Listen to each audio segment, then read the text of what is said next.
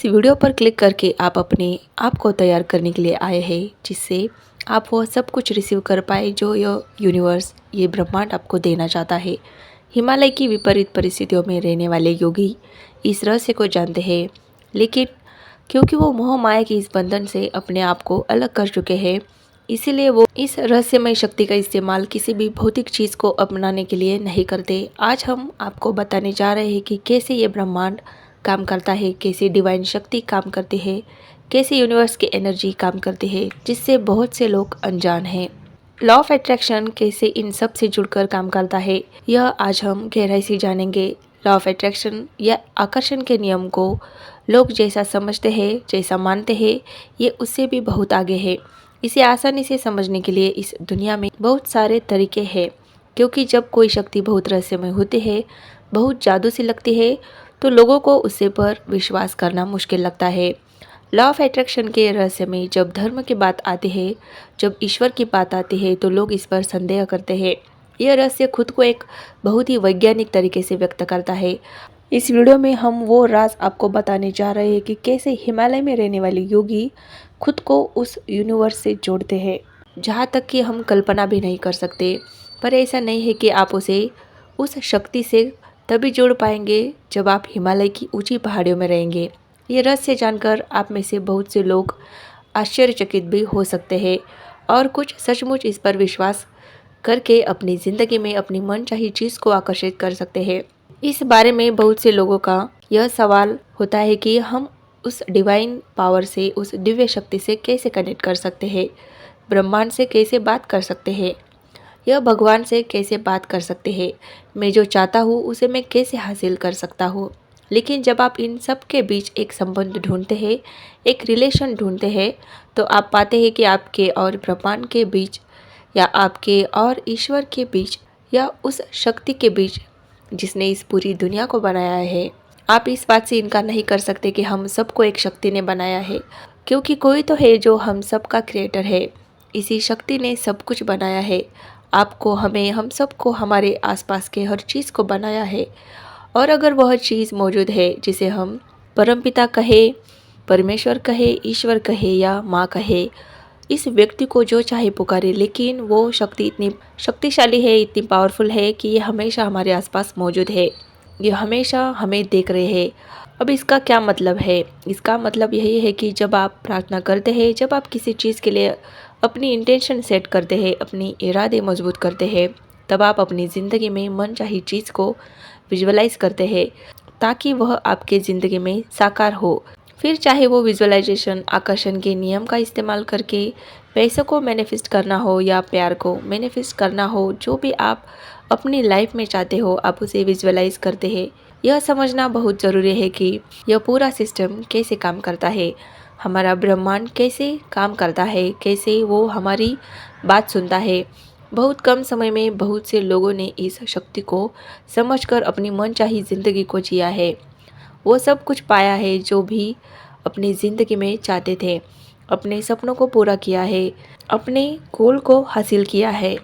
अपने जीवन में अध्यात्म, स्पिरिचुअलिटी से चमत्कार होते दिखे हैं। सभी अलग अलग चीज़ों को अपने में वो लोग सफल हुए हैं, लेकिन ये केवल उनके बारे में नहीं है, क्योंकि कोई भी इंसान व्यक्तिगत रूप से इस शक्ति का इस्तेमाल कर सकता है। लेकिन जब यह व्यक्तिगत शक्ति एक सामूहिक कोशिश में बदलती है, यानी जब एक इंसान से शुरू हुई इस शक्ति का इस्तेमाल एक धरातल पर अलग अलग लोगों द्वारा किए गए प्रयासों से जुड़ता है, तो आप समझ जाते हैं कि आखिर ये शक्ति उसे परमपिता परमेश्वर की शक्ति से कैसे जुड़कर काम करती है।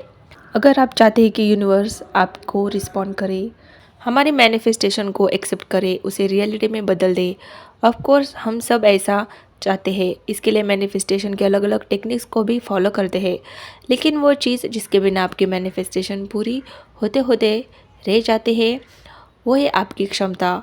क्या आपके मैनिफेस्टेशन को संभालने के लिए आप तैयार हैं? मैंने अपनी पिछली वीडियो में आपको बताया कि यूनिवर्स हमें सब कुछ देना चाहता है जो हम चाहते हैं, लेकिन इससे पहले वो हमारा एक टेस्ट करता है कि हम उस चीज़ को संभल पाएंगे या नहीं जो हम यूनिवर्स से मांग रहे हैं। अगर आप खुद को उस चीज़ के काबिल बना लेते हैं, तो वो चीज़ आपको यूनिवर्स ज़रूर देगा। क्या आप उसे संभाल पाएंगे? तो जब यूनिवर्स देखता है कि अच्छा मेरा ये बच्चा ये चीज़ चाहता है और वो उसके लिए पूरी तरह से सक्षम है, तो आप उसके रडार पर है और वो चीज़ किसी भी तरह यूनिवर्स आप तक पहुंचा देगा। जैसे कि यूनिवर्स हमारा टेस्ट करेगा, लेकिन उस टेस्ट को देने के लिए अब हम खुद को तैयार कैसे करें।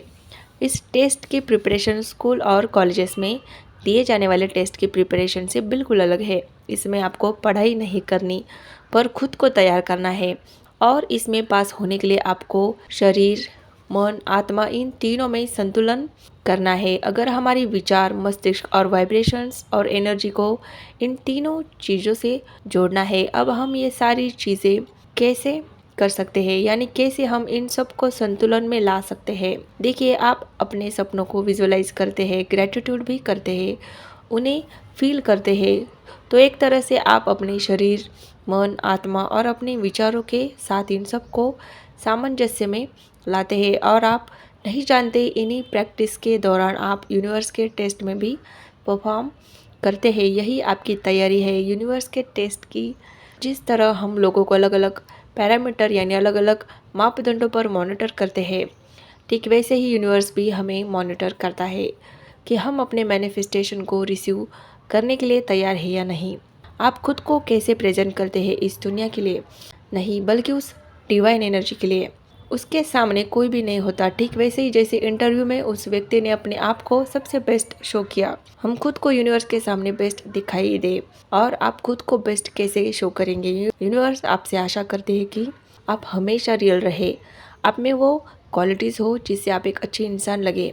इसके अलावा कुछ चीज़ें जो आपके मैनिफेस्टेशन के लिए आपको क्वालिफाइड बनाती है।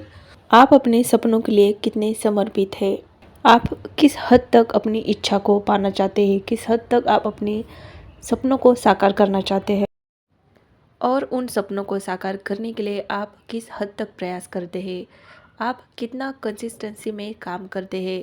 निरंतर प्रयास यूनिवर्स देखता है, और वो सब देखता है कि आप अपने पास जो भी चीज़ें हैं उनके लिए कितनी समर्पित है, उनका कितना आदर करते हैं, उनका कितना सम्मान करते हैं। जिनके साथ आप काम करते हैं, जिनके साथ आप अपना जीवन बिताते हैं, जिन्हें आप रास्तों में मिलते हैं, क्या उन सब लोगों के प्रति आप रिस्पेक्टफुल हैं? क्या आप पूरे दिल से उनका सम्मान करते हैं? और इसके अलावा क्या आप उन सब के प्रति विनम्र है? यूनिवर्सल पावर हमेशा आपके काइंडनेस और आपकी अच्छाई को प्लीज़ करती है। आपका गुस्से में चिल्लाना, गलत बोलना या उन शब्दों का इस्तेमाल करना जो यूनिवर्स को पसंद नहीं है, मुझे मेरी चीज़ क्यों नहीं दे रहे हैं, यह सब गलत है। जो कि खुद प्रकृति भी हमें यही सिखाती है कि फलों से लगे वृक्ष खड़े होने की बजाय झुककर सबको मीठे फलों का आनंद लेने की प्रेरित करते हैं। वो हमें झुकना सिखाते हैं, क्योंकि हम कठोर और वृक्ष स्वभाव हमें महान नहीं छोटा बनाता है।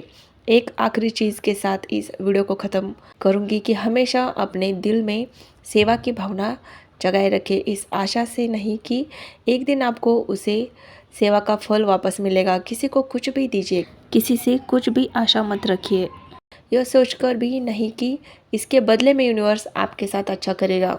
हम जानते हैं वो करेगा, पर इस आशा का त्याग कर दीजिए। इस आशा की बंधन को तोड़ना जिस दिन आप सीख जाएंगे, उसी दिन से आप जिंदगी जीने के सही अर्थ को समझ जाएंगे। श्री कृष्ण भी तो कहते हैं, फल की चिंता मत करो, बस अपने कर्म करते रहो।